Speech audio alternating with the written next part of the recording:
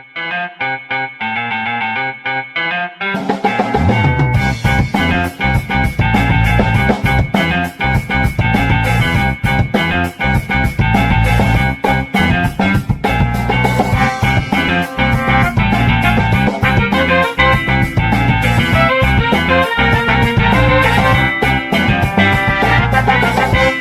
ngomongin birokrasi ala-lan.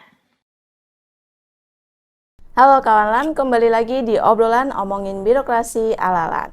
Dan di tahun 2025 kita telah banyak mengalami dinamika, salah satunya adalah restrukturisasi organisasi hingga penyesuaian kebijakan-kebijakan nasional. Nah, di podcast pertama di tahun 2026 ini kita akan membahas bagaimana peran strategis lembaga administrasi negara dalam peningkatan kualitas kebijakan, termasuk juga terhadap dukungan program prioritas nasional, serta bagaimana sih arah kebijakan di masa depan. Dan di obrolan kali ini, saya Vivi bersama rekan saya Niken yang akan membahas mengenai peran strategis lembaga administrasi negara. Selain itu juga bagaimana suatu ekosistem kebijakan itu menjadi salah satu hal yang sangat krusial dalam peningkatan kualitas kebijakan serta dalam dukungan program-program prioritas nasional. Dan sudah hadir juga bersama kita di sini Bapak Dr. Agus Sudrajat SOS MA, Deputi Halo. Bidang Peningkatan Kualitas Kebijakan Administrasi Negara LAN. Apa kabar Pak Agus? Baik, alhamdulillah Sehat-sehat Pak sehat. Agus, syukur alhamdulillah. Oke, Alhamdulillah. baik. Ini mungkin kita langsung saja ya Pak ya. LAN sendiri kan memiliki peran yang sangat strategis ya, kawan-kawan juga Ya. terkait dengan peningkatan kualitas kebijakan nih Pak Agus. Nah, kira-kira bagaimana Pak Agus terkait dengan kontribusi LAN melalui Deputi Bidang Peningkatan Kualitas Kebijakan Administrasi Negara terkait dengan dukungan program-program prioritas nasional khususnya di tahun 2025. Silakan Pak Agus. Ya, terima kasih. Pertanyaannya relevan dengan tugas LAN ya. Jadi LAN itu memiliki tugas selain pengembangan kapasitas dan pembelajaran juga bagaimana mengawal kualitas kebijakan di Indonesia, gitu ya. Jadi kebetulan saya membawahi deputi, tugasnya berat sebetulnya karena tugasnya nomenklatur jabatannya adalah Deputi Bidang Peningkatan Kualitas Kebijakan Administrasi Negara, gitu ya. Nah, ketika berbicara mengenai peningkatan kualitas kebijakan itu, yang pertama yang harus kita dapati adalah bagaimana menilai dulu, ya, menilai kualitas kebijakan. Kita tidak bisa mengukur atau meningkatkan kualitas kebijakan kalau kita tidak punya alat ukurnya, gitu. Sehingga sebetulnya diawali di 2023 ya, 2024 kita coba bagaimana mengukur kualitas kebijakan itu, dan hasilnya memang agak sedikit menyedihkan kalau boleh kita bilang, gitu, karena memang ternyata masih banyak kualitas kebijakan di Republik ini yang dituangkan dalam berbagai peraturan itu masih tidak mengikuti apakah itu teorinya, apakah itu pakemnya ya dari suatu kebijakan itu, sehingga banyak kita nilai masih kurang baik, gitu ya. Nah, berangkat dari 2023-2024 ternyata evaluasi yang kita dapati itu salah satunya adalah pertama adalah instrumen, ya. Di 2 tahun kita lakukan penilaian itu ternyata instrumennya ada 39 instrumen yang kita coba ukur, gitu, dan ternyata memang hasilnya itu ada duplikasi bukti, gitu ya. Kita ingin menilai kualitas kebijakan dari prosesnya sampai kemudian dari identifikasi sampai kemudian itu ada rekomendasinya itu banyak eviden atau bukti-bukti validnya itu ada di satu instrumen ditampilkan, nanti di instrumen lain juga ditampilkan lagi, gitu ya, sehingga itu juga membuat Kementerian Lembaga dan Pemda itu agak sedikit keberatan untuk menghasilkan atau menampilkan bukti-bukti tersebut, gitu ya. Sehingga di 2025 itu coba kita rumuskan ulang, gitu ya, dengan tidak mengurangi kualitasnya atau menurunkan penilaian dari 39 itu kita turunkan jadi 11, gitu ya. Nah, dari baseline yang kita dapati 2023-2024 itu kita jadikan ukuran, dan juga Kemudian tadi nyambung yang prioritas nasional ya. Jadi evidennya itu adalah ketika kebijakan itu mendukung misalnya kebijakan atau prioritas nasional misalnya. Contohnya misalnya penurunan stunting misalnya, atau penurunan kemiskinan, atau industri pengolahan misalnya, atau berbagai pelayanan publik gitu ya. Nah dari situlah baru kita tahu bahwa ternyata masih banyak kebijakan-kebijakan itu yang kita dapati adalah tumpang tindih misalnya, gitu ya. Dari satu misalnya terkait dengan pengolahan sampah misalnya, itu ada undang-undang yang tidak sinkron dengan peraturan presiden misalnya. Ada peraturan presiden yang kemudian turunannya ke peraturan menteri juga tidak nyambung misalnya, gitu ya. Nah banyak lagi di daerah yang peraturan-peraturan yang sudah 3 kali, 4 kali ganti gubernur, ganti bupati, wali kota, kebijakannya masih itu saja. Gitu ya. Padahal tantangannya udah berubah, fokus prioritas kebijakan nasionalnya pun juga berubah. Gitu ya. Sehingga LAN mencoba ketika kita sudah tahu ukuran atau kualitasnya kebijakan itu, kita coba mengintervensinya dengan misalnya bagaimana mendorong supaya para analis kebijakan itu terus kita tingkatkan kualitasnya. Utamanya adalah bagaimana menyusun suatu kebijakan yang benar, gitu ya. Prosesnya itu, policy cycle-nya itu paling tidak dilakukan, gitu ya. Ini belum sampai mereka bisa mengupas misalnya berbagai masalah yang dihadapi di kementeriannya atau maupun di pemerintah daerahnya. Masalahnya itu sebetulnya paling banyak di daerah atau di pemerintah daerah gitu ya, yang sebetulnya bisa dipetik 1-2 masalah yang kemudian itu dijadikan atau dituangkan dalam kebijakan gitu ya. Nah itu yang sedang kita dorong terus supaya para analis kebijakan itu yang saat ini perannya itu belum maksimal gitu ya. Nah itu kita dorong supaya mereka lebih maksimal dengan ya kita mengeluarkan misalnya surat edaran kepala LAN kepada Kementerian Lembaga dan Pemda itu supaya analis kebijakan yang ada di Kementerian Lembaga dan Pemda itu punya bapak angkatnya di sana. Karena analis kebijakan kan tersebar ya, kalau di OPD kan tersebar ya, dinas pendidikan, dinas kesehatan, pertanian dan seterusnya gitu kan.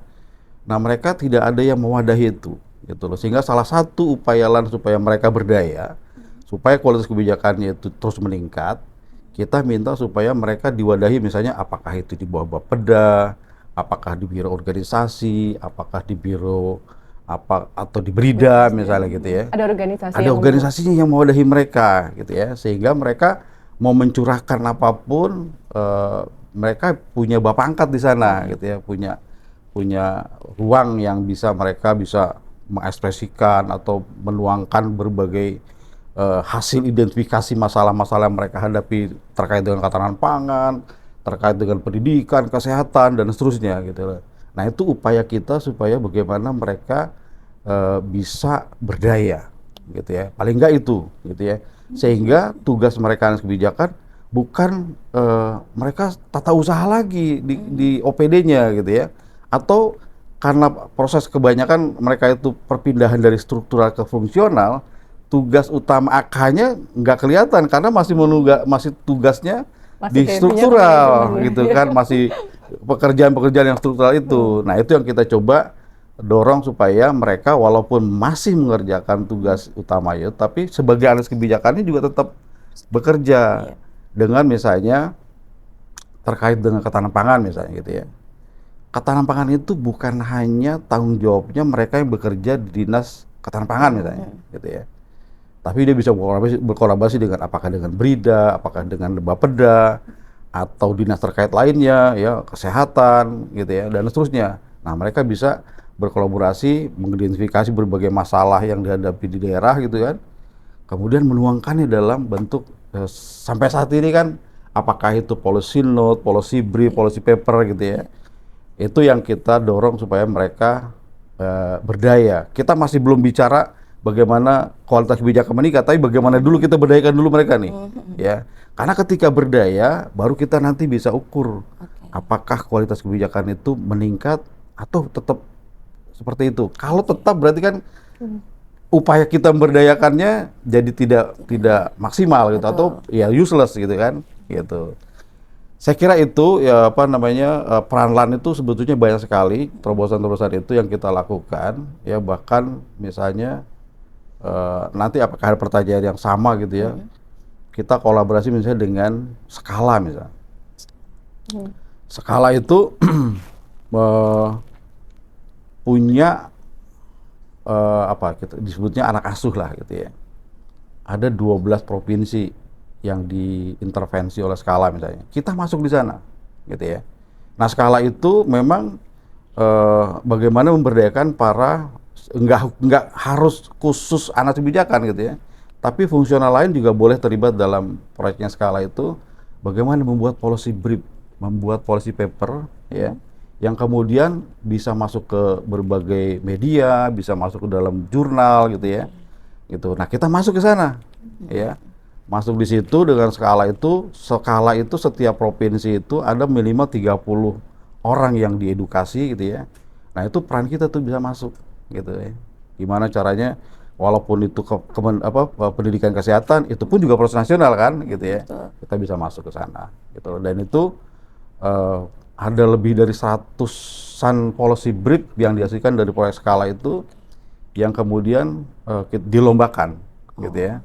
Dilombakan, dan itu dapat beberapa kesempatan mereka juga masuk ke jurnal LAN yang dipilih bagus-bagus gitu kan. Gitu. Nah, itu juga upaya kita bagaimana memberdayakan dulu nih.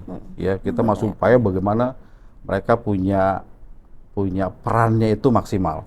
Gitu. Berarti memang dari awal itu peranan sangat strategis tadi ya Pak ya, mulai dari menilai, kemudian untuk mengukur suatu kebijakan juga, dan pastinya kan untuk saat ini perlu direlevankan juga ya Pak ya, kebijakan-kebijakan, dan peran LAN adalah memberdayakan tadi dari analis kebijakannya gitu. Saya izin jump in sedikit nih Pak. Tadi menarik itu Bapak berbicara tentang Skala gitu ya. Kalau di pusat kan LAN sudah mendorong lahirnya forum komunikasi kebijakan ya. Yang kemudian diampu oleh teman-teman dari Kementerian Hukum gitu mungkin ya saat ini posisinya. Betul. Nah, ini gimana Pak? Adakah mungkin skalanya nanti akan diperlebar nih Pak? Jadi tidak hanya lingkup pemerintah atau KL aja, nanti bisa sampai ke daerah juga punya forum komunikasi kebijakan. Jadi kita sudah meluncing forum komunikasi kebijakan. Sebetulnya itu ide LAN sebetulnya. Itu ide LAN yang kemudian ditangkap sama Badan Strategi Kebijakan gitu ya, yang menurut Kementerian Hukum itu strategis untuk bagaimana kualitas kebijakan itu ada hubungannya langsung dengan kualitas regulasi. Gitu ya. Nah, jadi kemudian di launching lah forum komunikasi kebijakan itu, yang kemudian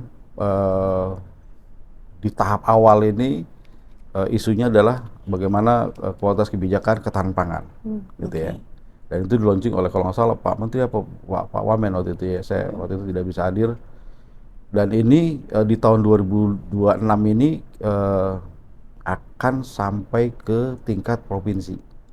Ya, jadi Badan Strategi Kebijakan Hukum, Kementerian Hukum itu sudah menugaskan kepada para kanwil hukum di daerah itu untuk membentuk forum-forum kebijakan di tingkat provinsi, gitu ya. Jadi sejalan dengan itu kita akan mengumpulkan semua badan strategi kebijakan dan atau pusat strategi kebijakan kementerian lembaga untuk meneruskan tadi ya forum komunikasi kebijakan yang nantinya pun bukan hanya di kementerian lembaga, bukan hanya di Kementerian Hukum, tapi di masing-masing kementerian yang punya BSK juga akan membentuk itu, gitu ya, forum-forum komunikasi kebijakan yang nanti isunya adalah disesuaikan dengan sektor masing-masing, gitu ya. Jadi ini forum, saya kira ini upaya juga yang sangat positif ya untuk meningkatkan kualitas kebijakan. Forum ini itu yang kita sebut adalah dengan bagaimana ekosistem kebijakan itu bisa bekerja, gitu. Karena tadi ya, ketika terkait dengan tadi itu ketahanan pangan misalnya yang digagas oleh BSK Hukum gitu, dia nggak sendiri biro hukum, tapi bagaimana Kementerian Pertanian, Kementerian Kesehatan, Kementerian UKM segala macam itu terlibat dalam merumuskan kebijakan yang tepat ya untuk suatu kebijakan bagaimana ketahanan pangan itu bisa efektif gitu loh. Nah, nanti hal yang lain misalnya terkait dengan apa? Pariwisata misalnya. Nanti forum komunikasi kebijakan di Kementerian Pariwisata juga menarik yang lain, misalnya apakah kalau di pariwisata kan pasti ada kesehatannya ada di sana. Ada penjualnya juga, ada UKM-nya ada di sana. Ada yang pamong praja juga ada di sana. Jadi ini ekosistem ini yang akan kita coba dorong terus dengan tadi forum komunikasi kebijakan. Menarik, ini seperti connecting the dot gitu ya Pak ya, antara yang terputus-putus tadinya kemudian digabungkan jadi satu ekosistem. Nah nantinya itu kenapa nanti ada di daerah gitu? Karena kan semua lokusnya di daerah. Betul. Gitu kan. Misalnya ada 10 destinasi tadi kalau pariwisata misalnya. Ada 10 sampai 12 destinasi wisata yang besar-besar misalnya. Gimana forum komunikasi kebijakan yang ada di Kementerian Pariwisata ini connecting dengan beberapa provinsi yang juga punya destinasi pariwisata yang unggul gitu. Baik, itu kan tadi sudah disinggung ya Pak terkait dengan ekosistem kebijakan dan juga terkait dengan inovasi. Itu salah satunya dengan FKK tadi. Itu kira-kira terkait ekosistem inovasi dan kebijakan ini, bagaimana LAN akan mengembangkan ke depannya Pak? Jadi sekarang itu ini ada 2 direktorat di bawah saya kebetulan. Dan 3 itu adalah, jadi ini ekosistem juga nih di 3 direktorat ini, Iya, gitu ya. betul. Ada orangnya, ada kebijakannya, ada modelnya, Iya. gitu ya. Jadi pertama adalah ekosistem inovasi, ya, yang digagas oleh tempatnya Pak Seno itu, Direktur Advokasi itu. Dia sedang mengembangkan model itu dari sejak 5D tahun ya Bapak, yang ya, 5D itu cukup di telinga teman-teman daerah tuh, 5D kan cukup mendapatkan apresiasi yang luar biasa juga ya. Ya, 6D jadinya. Sekarang 6D ya. Gitu kan. Semakin bertambah ya. Ya, tambah. Plus documentation ya. Nah, itu kan itu 6D itu bagaimana kita kemudian setiap kementerian atau Pemda itu punya gagasan inovasi gitu ya. Nah, sekarang tidak berhenti di situ gitu ya. Jadi kita gimana inovasi itu ya. Ini ada contoh baik di Provinsi Jawa Timur oleh Kanwil Imigrasi. Jadi mereka mengembangkan inovasi itu sudah ekosistem pariwisata misalnya yang dikembangkan. Pariwisata itu ada lokusnya pariwisata, ada travel agentnya, ada hotelnya, ada kulinernya, ada rumah sakit, ada polisi, disambung sama mereka. Ya, kalau imigrasi berhubungan dengan wisatawan asing masuk ke Indonesia, berhubungan dengan izin dan seterusnya. Tapi ketika sampai di Surabaya, kemudian kalau dia mau ke Ijen misalnya, ya ke Banyuwangi, di situ udah ada informasi tentang Ijen. Kalau dia mau ke Malang, udah ada informasi itu di websitenya imigrasi. Tapi nggak berhenti di situ. Di situ ada informasi tentang bagaimana, di mana sih ada kuliner yang enak, ya, di mana sih ada hotel yang murah, di mana ada homestay yang bagus, gitu di Mojokerto misalnya. Nah itu udah sampai ke sana. Jadi ekosistem itu inovasi kita buat, tapi saat yang sama inovasi itu juga harus dipayungi oleh hukum atau dipayungi oleh kebijakan, gitu ya kan? Betul. Nah, gimana juga mereka supaya tidak salah, misalnya inovasi-inovasi itu tidak berbenturan dengan kasus atau pidana atau perdata, gitu kan? Makanya kemudian masuk juga itu gimana ekosistem kebijakan juga masuk di dalam memayungi inovasi tadi. Ya, supaya ketika imigrasi itu ngambil datanya Ijen misalnya Banyuwangi, ya itu ada payung hukumnya, boleh data sharing gitu kan. Legalnya ada ya. Jadi ada legalnya gitu loh. Jadi nggak salah. Ketika juga masuk ke travel agent misalnya, harga transportasi mau sewa mobil sehari berapa, 2 hari berapa, udah dapat izin juga dari agen-agen travel ini, termasuk hotel, ya kuliner dan seterusnya. Gitu. Jadi ini dua direktorat di tempat kami itu, yang satu bagaimana model inovasinya, tapi yang saat yang sama ada model kebijakannya juga yang memayungi itu. Gitu loh. Berarti saling menguatkan satu sama lain begitu ya Menguatkan Pak ya? gitu. Di satunya lagi orangnya kan, alis kebijakannya yang juga ikutan masuk ke dalam bagaimana membentuk kebijakan itu supaya juga berkualitas. Kadang soalnya kita mendengar juga di lapangan gitu ya Pak ya, rekan-rekan ini takut nih berinovasi karena nggak ada payung karena karena payung hukumnya juga kadang-kadang tidak bisa memayungi mereka gitu ya. Jadi mau ngambil anggaran takut gitu kan, mau berkolaborasi ke sana atau ada hibah dia jadi takut gitu kan. Nah itu ya payung hukum itu yang juga penting untuk bisa memayungi inovasi tadi. Oke. Menarik sekali ya Mbak, ini kan tadi terkait dengan ekosistem inovasi dan juga kebijakan yang saling menguatkan gitu. Nah mungkin kita sedikit beranjak nih Pak terkait dengan indeks kualitas kebijakan dan indeks kualitas kebijakan kini menjadi salah satu perangkat yang penting ya Pak ya untuk mengukur mutu kebijakan publik di Indonesia. Nah, kira-kira bagaimana upaya Deputi Bidang Peningkatan Kualitas Kebijakan Administrasi Negara dalam mewujudkan atau meningkatkan kualitas indeks ini? Karena kalau nggak salah yang di tahun lalu juga sudah mencapai target gitu ya. Ya, tahun lalu itu sebetulnya target kita itu bagaimana mengajak dulu berpartisipasi. Ya, karena di 2 tahun yang tadi saya bilang 2023, 24 itu gitu ya. Mungkin saya menambahkan kalau pengukuran IKK kita 2 tahun sekali gitu ya Pak. 2 tahun sekali sebetulnya. Tapi mulai tahun ini 1 tahun sekali karena RPJM-nya minta supaya kita luar biasa. setahun sekali nih gitu ya. Semakin sering gitu ya. Jadi pertama adalah bagaimana meningkatkan angka partisipasi. Karena dari 2 tahun sebelumnya, sebetulnya kita mulai 2021 sebetulnya. 2021, 2023, 2024 itu di bawah 30% gitu ya. Angka partisipasinya. Sehingga ketika 2025 ini gimana upayanya, karena target di RPJM-nya cukup tinggi juga kan. Nah, salah satu cara yang kita lakukan adalah bagaimana menggandeng Kemendagri misalnya. Ya.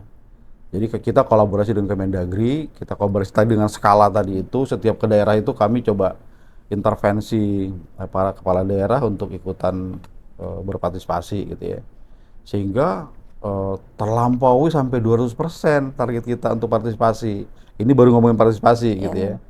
Nah, tapi ketika kita tadi itu karena dari 39 instrumen menjadi 11 instrumen gitu ya. Nah, itu kemudian kita langsung bisa mengukur. Misalnya kebijakan yang kita minta adalah misalnya 3 kebijakan. Ya. Misalnya kemiskinan, kemudian stunting, kemudian apalagi misalnya smart desa itu, jadi pariwisata lah gitu ya. Bagaimana memberdayakan desa misalnya. Nah itu ternyata angka partisipasi yang pertama meningkat, ya kemudian karena ada edukasi yang pernah kita lakukan di 2024 itu, banyak yang ketika hasil kita nilai 2023 dan 2024-nya mereka merasa ingin meningkatkan kualitas kebijakannya gitu kan. Sehingga ketika kita kasih 3 kebijakan yang berhubungan dengan proses nasional, mereka sudah lebih siap gitu ya, lebih siap, sehingga hasilnya itu yang unggul itu sebetulnya juga melebihi ekspektasi kita gitu ya. Yang kita pikir ya unggul ini mungkin sekitar 10-15 gitu ya yang kita masuk kategori unggul gitu, karena melihat tadi yang baseline kita itu ternyata lebih dari itu, karena sampai 30 Kementerian Lembaga dan Pemda ya, ditambah yang tadinya kurang itu sudah menjadi baik, yang baik jadi menjadi dari kurang, cukup, baik ya, kemudian baik sekali, itu semuanya trennya semua meningkat gitu ya, karena memang sosialisasi kita tidak putus-putus gitu ya. Kita buka coaching klinik juga beberapa kali gitu, ditambah webinar, kemudian klasikal juga kita lakukan, dan kita punya help desk ya, yang siapapun datang ke LAN untuk bisa berkomunikasi. Nah, kita memberikan advokasi itu gitu. Baik Pak Agus, kalau lihat dari perjalanan tahun 2025 ini Pak, sebenarnya tantangan seperti apa sih Pak yang dirasakan paling besar yang dihadapi oleh kedeputian Bapak untuk dalam rangka peningkatan kualitas kebijakan ini? Ya, memang nomor 1 kalau dibilang klasik ya pasti kan anggaran ya. Tapi kita tidak mau menyerah dari itu semua gitu, karena semua nanti bilang itu sangat klasik gitu loh. Jadi sebetulnya tantangan yang besar adalah komitmen sebetulnya. Komitmen para pemimpin di Kementerian Lembaga dan Pemda sebetulnya. Ketika sekarang ini mudah-mudahan sih ya mereka agak lebih punya komitmen yang tinggi ketika indeks kualitas kebijakan di 2025 ini kan menjadi bagian dari unsur penilaian RB kan gitu ya. Walaupun yang sebelumnya juga begitu, tapi penekanan ini akan lebih kuat lagi bahwa indeks kualitas kebijakan ini menjadi concern-nya juga bahwa presiden gitu ya. Jadi mereka sepertinya sudah mulai LAN ini kita udah kebanyakan permintaan gitu ya untuk bagaimana mengedukasi para AK gitu ya untuk diintervensi oleh LAN supaya mereka bisa bekerja ya, atau perannya AK itu mereka bisa benar-benar sesuai dengan tupoksinya mereka lah gitu ya. Jadi tantangannya sebetulnya tadi selain nah tantangan kedua adalah ketika kita lakukan webinar itu gitu ya, kan yang paling gampang pakai apa namanya Zoom ya gitu ya, webinar itu gitu ya. Nah banyak misalnya saya kemana ya, saya ke Sulawesi Selatan, Sumatera Selatan, apalagi Papua lah ya. Saya ke Sorong juga, jaringan itu menjadi kendala ya. Jadi bukan tantangan atau beratnya LAN, justru dari pihak luarnya yang merasa kalau Zoom itu hambatan infrastruktur menjadi kendala yang paling utama gitu. Kalau kita ya walaupun tadi berbagai keterbatasan itu dari segi kebijakan kita nggak ada kendala sebetulnya. Nah justru dari pihak Kementerian Lembaga dan Pemda itulah yang punya kendala, terutama di daerah ya, daerah-daerah timur itu.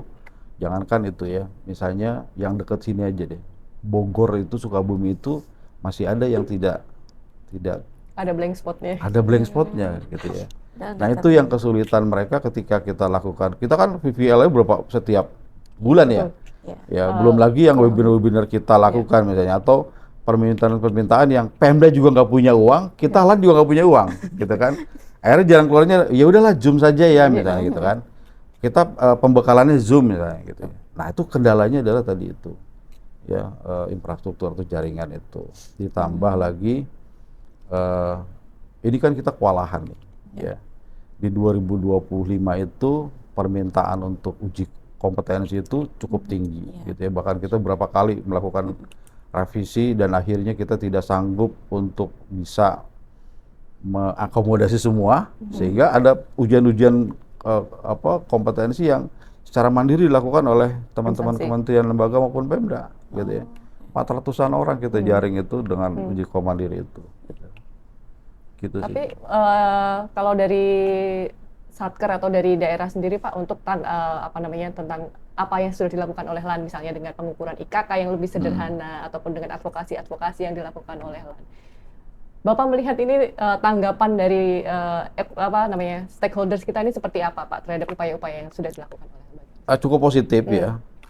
Mereka menyambut upaya LAN itu cukup positif gitu ya. Ini dari 2026 ini kami sudah mengidentifikasi lebih dari 62 Pemda ya, terutama kabupaten dan kota yang justru ingin kita intervensi bersama Kementerian Dalam Negeri ini. Nah ini juga cukup positif. Memang yang kita sasar adalah mereka yang masih kurang dan cukup gitu ya. Nah rata-rata yang kurang dan cukup itu bukan tidak ada AK-nya, tapi memang tadi tuh tugas mereka, misalnya di kabupaten mana ya, di Sumatera Selatan itu yang kita datangin di sana, itu karena kerjanya masih kerjanya struktural gitu ya, sehingga belum maksimal. Bahkan yang paling ketika kita ukur itu ada lemparan tanggung jawab antara biro hukumnya atau bagian hukumnya di kabupaten dengan bagian organisasi di kabupaten, yang lempar-lemparan sehingga dia tidak berpartisipasi misalnya gitu ya. Nah itu yang sedang kita coba dorong untuk bagaimana mereka di 2026 ini yang nanti kita ukur, itu mereka yang dari kurang itu kita harapkan dia akan naik kelas gitu ya. Saya kira itu. Jadi pertanyaan terakhir nih Pak dari saya, boleh Pak? Kira-kira nih Pak, tahun 2026 target terdekat yang ingin Bapak raih di kedeputian 1 ini Pak, apa ini Pak? Ya kita ingin tadi, kita bukan sekedar angka ya. Kita bukan sekedar angka bahwa yang unggul itu kita berharap bukan 30 lagi ya. Misalnya lebih dari 60, jadi 2 kali lipat dari itu misalnya. Kemudian yang kurang ini udah nggak ada lagi gitu ya. Tapi justru yang kita ingin dapatkan adalah LAN ini kita ingin menjadi apa ya? Menjadi penjaga kualitas gitu loh. Quality assurance-nya itu LAN ini. Jadi gimana caranya menjamin bahwa kalau dia unggul itu Udah pasti ada nggak bagus. sih manfaatnya? Gitu. Berdampak tadi Kita itu ya Pak ya. bukan hanya berhenti berdampak, tapi masyarakat itu benar-benar nggak sih merasakan Iya. dari kebijakan itu gitu loh. Nah itu yang kita ingin ke depannya itu ngukur lagi, bukan hanya dari kita lihat oh iya ada dampaknya, ada angka gitu kan. Misalnya angka gini maksudnya, ada penurunan stunting gitu kan, ada penurunan kemiskinan gitu ya, tingkat kesehatannya baik, tapi kita benar-benar pengen lihat benar nggak sih dia sehat gitu lah, gitu lah. Jadi kita mau lebih advance lagi ke depan sana, impact-nya atau benefit-nya yang dirasakan masyarakat apa, gitu. Bukan sekedar angka-angka tadi, oh iya unggulnya menjadi 60, baik sekalinya menjadi 100 misalnya gitu. Nah itu kita ingin tidak berhenti di situ, gitu. Jadi kita ingin lebih jauh lagi bagaimana mengukur tadi apa benefitnya kepada masyarakat. Memang impact-nya harus segala diperluas dan memang harus ada buktinya begitu ya Pak ya? Betul. Jadi kita juga ingin juga mau nanya, Mbak Niken, benar nggak sih tidak ada lagi stunting di rumah atau di daerahnya Mbak Niken misalnya gitu kan? Nah kita ingin dapetin itu, bukan sekedar kebijakannya sudah ada dan dia buktikan bahwa iya nih penurunannya 10% misalnya, benar nggak sih 10% di lapangan? Gitu. Jadi tidak hanya berhenti di kebijakan, tapi benar-benar kelihatan langsung dampaknya. Langsung dampaknya. Baik, Pak Agus, terima kasih banyak atas waktunya. Luar Sangat biasa. menarik sekali ya Mbak Niken. Menarik sekali. Ini sebenarnya masih banyak nih saya pertanyaan Pak, tapi waktunya sudah habis. Habis ya waktunya. Waktunya sudah. Aduh. Terima kasih banyak Pak Agus atas Terima kasih banyak, Pak kehadirannya. Agus. Dan kawan LAN, memang kita tidak bisa dipungkiri ya bahwa yang namanya kebijakan itu boleh dibilang adalah backbone-nya mungkin ya Pak ya, Yes. dari tujuan yang akan dicapai gitu ya. Yeah. Dan itu semua nggak akan bisa tercapai dengan optimal kalau kita masih mengandalkan masing-masing, masih berjalan sendiri-sendiri. Jadi perlu adanya ekosistem. Ekosistem betul. Betul. Jadi kawan LAN, mari kita bergabung bersama ekosistem terdekat. Apa yang bisa kawan LAN masukin, gabunglah dan berikan kontribusi terbaik dari kawan LAN. Sampai jumpa di obrolan selanjutnya dan dadah. Ah.